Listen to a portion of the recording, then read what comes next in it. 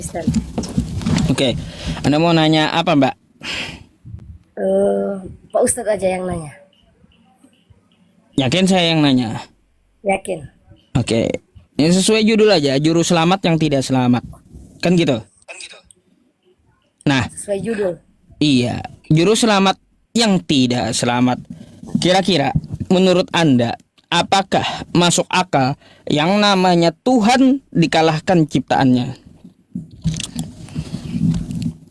Kalau menurut agama kami, Pak Ustadz, Tuhan kami memang disalibkan, mati, tapi dia bangkit pada hari yang ketiga.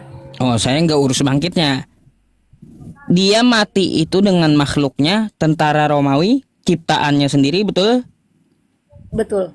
Nah, kalau itu adalah ciptaannya sendiri, masuk akalkah ciptaan mengalahkan Tuhannya?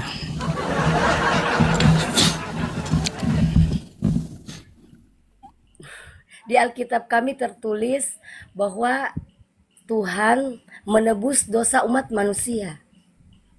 Waduh, nanti Mbak, yang urusan menebus dosa atau bangkit nanti, bukan dia itu memang urusan, akan ke- bukan akan bukan ke itu, situ. bukan Dia akan bukan ke situ. itu yang saya bahas, bukan itu yang saya Terus yang bahas. dibahas kenapa juru selamat yang tidak Iya, selamat. juru selamat yang Tapi tidak selamat, memang masuk akan ke akalkah? situ. Masuk akalkah? Ya, ciptaannya tentara Romawi tadi mengalahkan penciptanya, Tuhannya. Dia rela disalibkan untuk menebus dosa. Dia akan Saya ke enggak situ. ini, Mbak, udah saya bilang berkali-kali, saya enggak bahas dia bangkit, enggak bahas dia tebus dosa, enggak. Yang saya bahas sama Anda, ya, masuk akalkah ciptaan mengalahkan Tuhannya? Tidak masuk akal sih. Enggak masuk akal. Iya. Kalau enggak masuk akal, ngapain dituhankan? Kepercayaan kami di situ, Pak Ustadz. Kenapa? Memang kepercayaan kami di situ. Artinya apa, Mbak?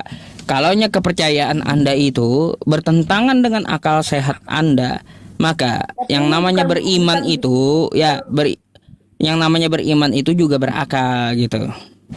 Tapi ini bukan soal logika ya, Pak Ustadz. Iya, bukan masalah, bukan cuma masalah logika, saya tahu. Lalu? Makanya gini, Mbak, tadi saya udah tawarin Anda mau nanya atau mau ditanya. Kalau saya nanya pasti nggak bisa jawab, Kristen masalahnya. Itu saya jamin, kalau saya nanya pasti nggak bisa jawab Kristennya. Menjawab, Pak Ustadz. Maaf, saya potong. Bukan kami tidak bisa menjawab, tapi memang akan ke situ. Tuhan kami tidak mati begitu saja, menebus dosa manusia, terus dia bangkit pada hari yang ketiga. Bukan Iya, mati. itu kan doktrin Kristen, bukan ajaran Yesus. Sedangkan Pak Ustadz saja yang ciptakan itu Tuhan kami. Oh, kapan Yesus ciptakan saya? Kapan sih Yesus ciptain saya? Aneh-aneh aja. Nggak ada Yesus masuk rahim ibu saya, nggak kelihatan. Aneh-aneh aja. Coba saya bertanya kepada Pak Ustadz. Oh, Kalau tidak ada Tuhan, terus Pak Ustadz diciptakan dari apa? kalaunya tidak ada Tuhan, kata Anda gitu? Kayak gitu kah? Kalau tidak ada Tuhan?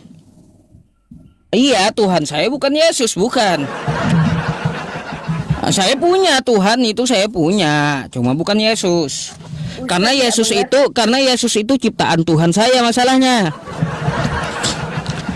Jadi saya nggak akan menuhankan ciptaan, Mbak.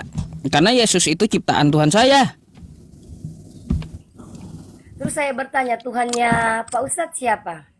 Allah Subhanahu wa Ta'ala. Berbentuk Halo? dan berupakah dia? Ngapain berbentuk? Berbentuk itu makhluk. Yang ada rupa itu makhluk. Oh, Tuhannya umat Islam itu bukan makhluk. Ya, yang namanya bentuk itu makhluk. Kayak gimana sih, Mbak ini? Tuhannya umat Islam bukan makhluk. Jadi Anda jangan samakan Tuhan saya berbentuk kayak Anda, kayak manusia, atau bentuknya kayak gimana, bedain gitu. Tuhan kami kan biasanya di agama kalian kan bilang bahwa Tuhan kami itu lahir dari manusia dan Tuhan kami juga manusia. Tapi dia lahir dari Maria, seorang perawan. Halo? Lalu dia lahirkan dari Maria, seorang perawan. Berarti dia Roh Kudus. Roh Kudus. Terus? Roh Kudus yang turun. Roh Kudus yang turun. Terus? Kok ada kan bisa ada seorang perawan melahirkan? Tanpa Gak heran saya. Pak Ustadz aja heran. Enggak heran. Ada seorang perawan bisa melahirkan, enggak heran saya. Itu ada di Alkitab kami, Pak Ustadz. Karena selain Yesus ya dilahirkan Al-Quran dari juga perawan. ada itu, Pak Ustadz. Namanya Mbak, Maryam gini. di Al-Quran. Gini, selain Yesus di kitab Anda itu yang dilahirkan perawan, Melkisedek juga masalahnya sama. Pak Ustadz, di Al-Quran juga Melkisedek itu nggak ada ibu bapaknya, nggak ada. Sakti lagi itu daripada Yesus, nggak ada ibu bapaknya. punya Bapak Yusuf, Ibu Maria. Namun dia mengandung tanpa disentuh, Pak Ustadz. Ya sama, saya bilang Melkisedek juga kayak gitu. Tiba-tiba ada, tiba-tiba nongol. Kayak gimana? Bukan cuma Yesus di kitab Anda itu yang tiba-tiba nongol tanpa sentuhan, Di Melkisedek Al-Quran juga. Di Al-Quran Hah? juga ada. Ditulis Oh, di Al-Quran. Ada Maryam. Iya, Oh, Maryam. yang melahirkan anak ajaib. Oh, anak ajaib. Terus? Iya, di Al-Quran juga ada kok. Enggak, yang dilahirkan Maryam itu adalah hamba Allah, bukan anak ajaib itu. Maryam itu Maria, Pak Ustadz. Iya, tahu. Yang dilahirkan oleh Bunda Maryam ya atau Bunda Maria itu adalah hamba Allah, bukan anak ajaib. Dia seorang nabi, dia hamba Allah yang benar itu. Bukan Tuhan. Kayak gimana? Begitu ya. Iya, ada dalilnya kok, Mbak. Qala inni abdullah. Sesungguhnya aku ini hamba Allah.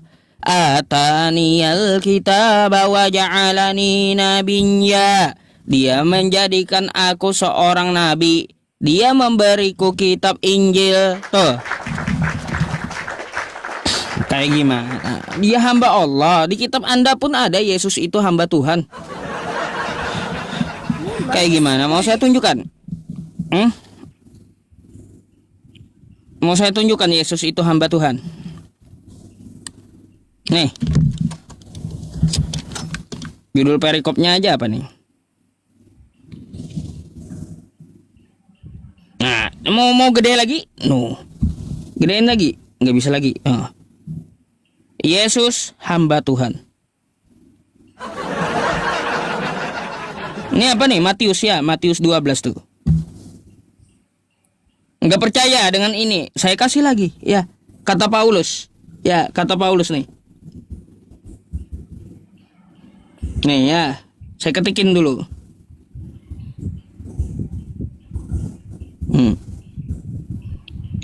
Nih, Mbak. Ini kata Paulus nih. Nih ya, saya bacain sama Anda.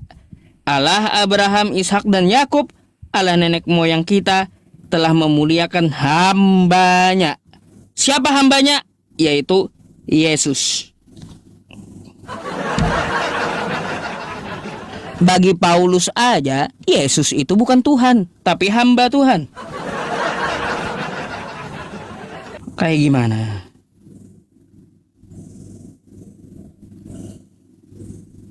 Mbak, macet, Mbak. Tuh. Kok pingsan rupanya. Saya pikir tadi masih ada orangnya, pingsan bengong dia. Teman-teman, pingsan. Aduh ya. Teman-teman semuanya, sesuai. Ini sekarang giliran saya tuntut janji kalian ya. Tuntut janji kalian sekarang ya. Mari ya kita tutup istirahat, tidur, berdoa.